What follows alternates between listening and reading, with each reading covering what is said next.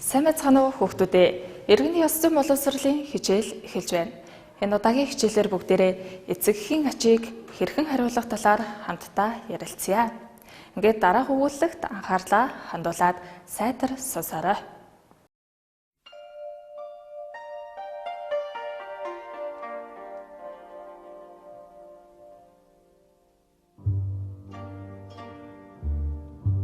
Гайгүй дээ би. Аавыгаа жаргаар жимжнаа гэж өөрийгөө хуурна.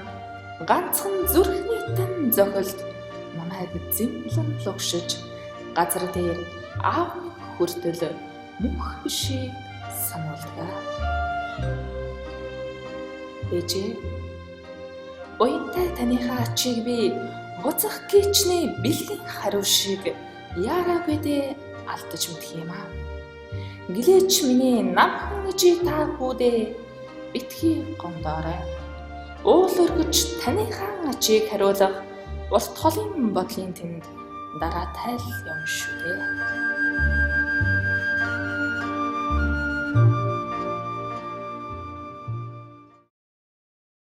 Галзуу барын аманд гараа хийхээс буцахгүй нас гэж ярьдаг. Энэ бол мэдээж залуу нас. Бүх дэлхий ч өөрт нь багдах мэт их эрч хүч бурхнаас өгсөн бэлэггэлтэй. Эцэг их үр хүүхдээрээ бахархаж түүндээ баярлан урамшдаг лээ. Гэхдээ бид өөрсдөө бахархал болох дуртайч тэднэрээ бахархаж тэднийхээ ачийг санагалцах нь хэрэг вэ? Бүхий л үест хэн ачтай вэ гэвэл ээж аав хамгийн их ачтай. Тэгэхээр ээж аавын ачийг ойлгвол бусад бүх хүний ачийг ойлгоно. Миний аав ээж надад ачтай бол тэдний минь аав ээж ч гэсэн миний аав ээжэд ачтай.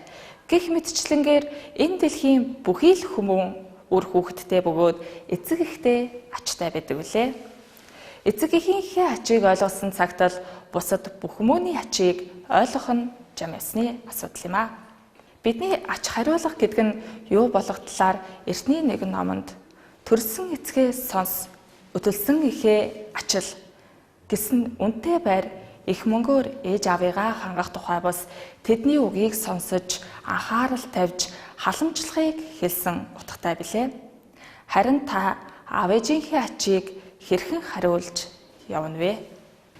Эцэг уул нурдгүй, эхийн сүү ээддэггүй гихчээр эцэг эхийнхээ ачийг хариулахаа төр хойшин тавьсан юм швэз. Тэгвэл яг одооноос эцэг эхийнхээ ачийг хариулж эхлээрэй хүүхдүүдээ. Анхаарал хандуулсан хүүхдүүдтэй баярлалаа.